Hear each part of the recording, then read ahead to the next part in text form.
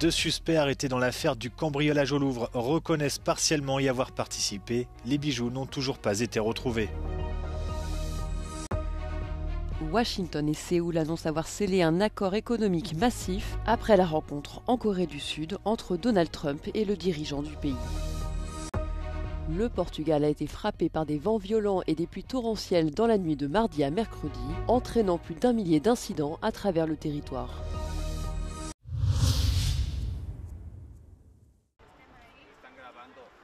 Les deux hommes suspectés d'avoir participé au spectaculaire cambriolage au musée du Louvre, arrêtés samedi, ont partiellement reconnu leur participation selon la procureure de Paris.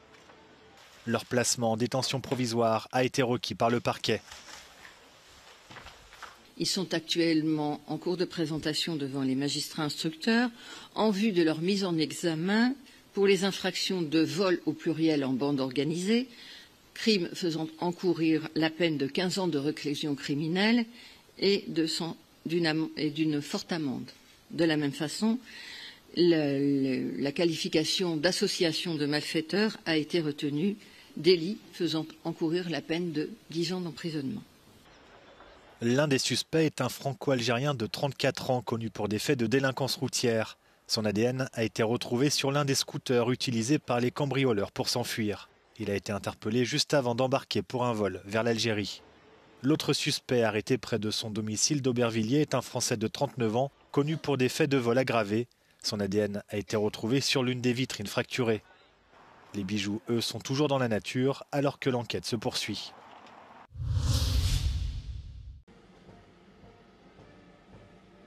Donald Trump est en Corée du Sud ce mercredi, dernière étape de sa tournée asiatique. Le président américain a été accueilli par son homologue sud-coréen Lee Jae-myung à Gyeongsu, dans le sud-est du pays, en marge du sommet de la coopération économique Asie-Pacifique. La rencontre a abouti à la finalisation d'un accord économique et industriel massif entre Washington et Séoul, fruit de plusieurs mois de négociations. La Corée du Sud s'engage à investir 350 milliards de dollars aux États-Unis, dont 200 milliards en numéraire et 150 milliards pour la coopération dans le secteur de la construction navale. En échange, Washington accepte de réduire à 15% les taxes sur les exportations automobiles sud-coréennes.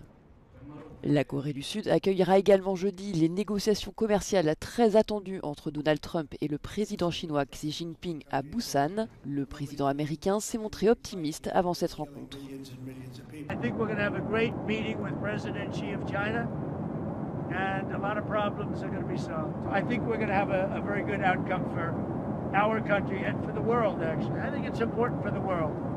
Pékin, de son côté, a également exprimé sa volonté de travailler de manière constructive avec Washington.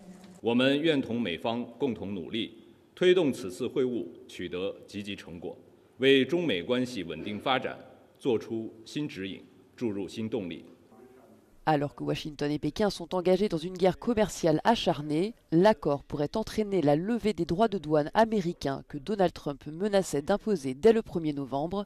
En échange, Pékin s'engagerait à reporter d'1 an l'entrée en vigueur des restrictions sur les exportations de ces terres rares.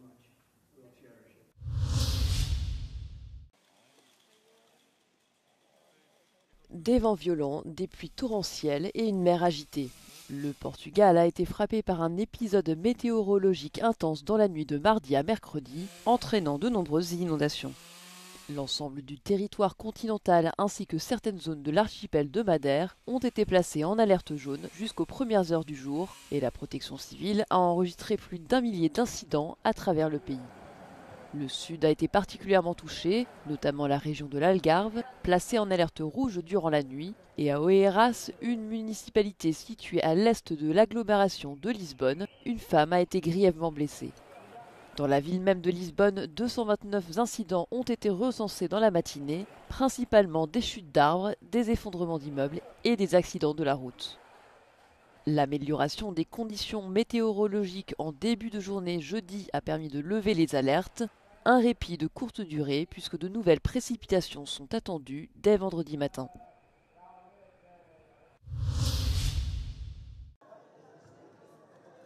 Le processus d'intégration de la Serbie à l'Union européenne est en cours depuis 25 ans, bien que les négociations officielles n'ont commencé qu'en 2013. Les avancées sur la voie de l'adhésion sont restées inégales et au cours des 3 dernières années, Belgrade n'a enregistré aucun progrès significatif.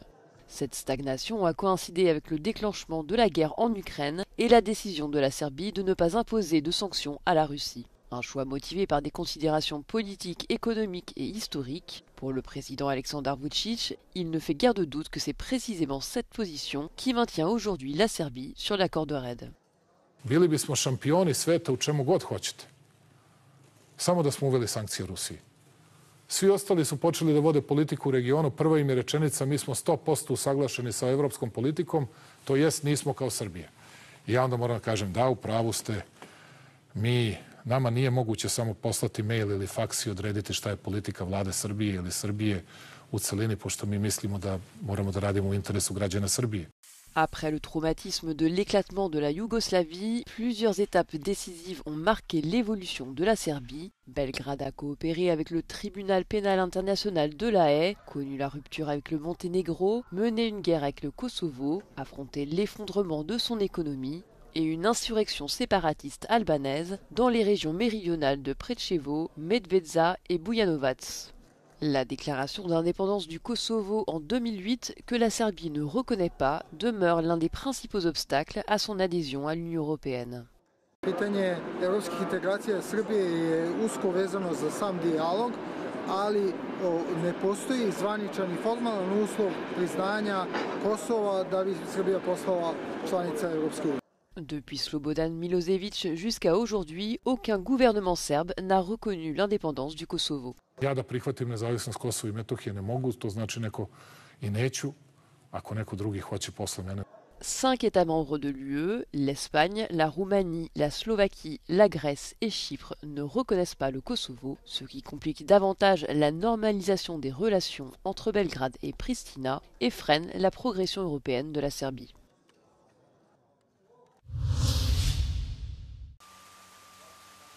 L'intelligence artificielle au profit de l'agriculture. À Szentes, dans le sud de la Hongrie, cette nouvelle technologie est déjà utilisée dans plusieurs fermes durables et respectueuses de l'environnement. Parmi elles, cette exploitation spécialisée dans la culture de poissons-chats africains avec un système de recirculation. L'eau circule en permanence entre les animaux et le système de purification. Le secret de son fonctionnement, l'ammoniac émis par le métabolisme des poissons est séparé et transformé en nitrite et en nitrate. Après la purification, environ 90% de l'eau est renvoyée dans les bassins. L'IA joue un rôle important dans la surveillance de l'équilibre des bassins. Elle détermine la modalité d'irrigation, de ventilation et de chauffage. L'exploitant peut tout régler sur son téléphone portable. És ott halak méretéből, mozgásából kikövetkeztethető az, hogy a takarmány hasznosulása hogyan érvényesül az adott rendszerben. Az elemzés alapján az ajánlást nem az ember teszi meg, hanem a mesterséges intelligencia. L'intelligence artificielle apporte une aide précieuse aux agriculteurs dans leur travail quotidien. Cette technologie pourrait à l'avenir jouer un rôle plus important face à la pression des importations, des coûts et autres difficultés professionnelles que connaît le secteur.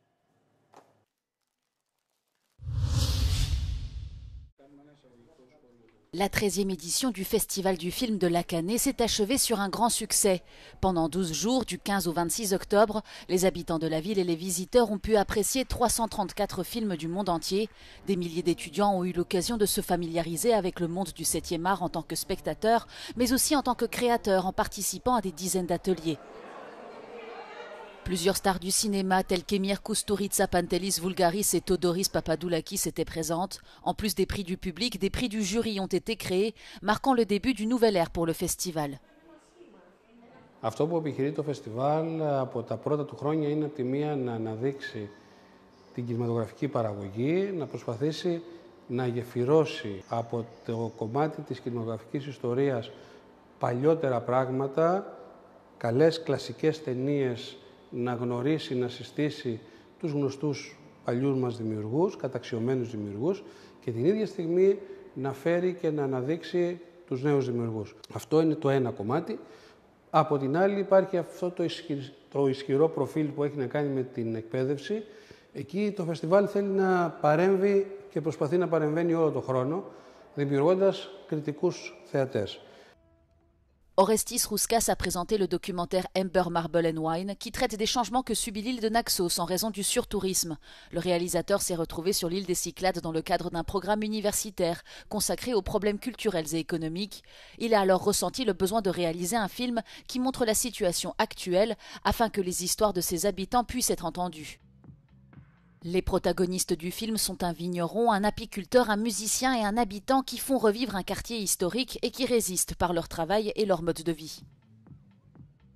Θα είμαι ειλικρινής, τα θέματα ήταν οι άνθρωποι, δηλαδή τις προσωπικές τους ιστορίες. Μπορεί το ευρύτερο πρόβλημα του υπερτουρισμού να είναι πολύ σημαντικό και να επηρεάζει είτε μικρές επιχειρήσεις, είτε ιδιώτες, είτε ανθρώπους που είναι κυρίως στη πρωτογενή παραγωγή. Παρ' όλα αυτά, εγώ συγκινήθηκα από τις ματιές κάποιων ανθρώπων, έτσι όπως ήρθαν να μας πούνε για το πρόβλημά τους. Ο καθένας μας είπε άλλα πράγματα, αλλά όλοι είχαν να πούνε για τον υπερτουρισμό και αυτό που επιφέρει στο νησί και πώς σιγά σιγά το νησί χάνει την ταυτότητά του και πηγαίνει σε δρόμους άλλων νησιών που δεν έχουν σχέση όμως με αυτό που αντιπροσωπεύει η Νάξος. Το πρόβλημα του υπερτουρισμού δεν είναι μόνο της Νάξου, έτσι αφορά όλη την Ελλάδα και κατ' επέκταση και όλη την Ευρώπη, από τη Μάλαγα και τη Τενερίφη μέχρι την Νάξο ή τη Κρήτη που είμαστε τώρα. Ήταν πολύ ενδιαφέρον ότι οι άνθρωποι που είδαν τη ταινία λέγανε «Εδώ πρέπει να κάνεις τη ταινία στα Χανιά, γιατί εμείς είμαστε ακόμα χειρότερα από την Νάξο». Le documentaire a remporté le prix du court-métrage documentaire décerné par GR2Me, une nouvelle plateforme visant à mettre en valeur la culture grecque dans le monde entier.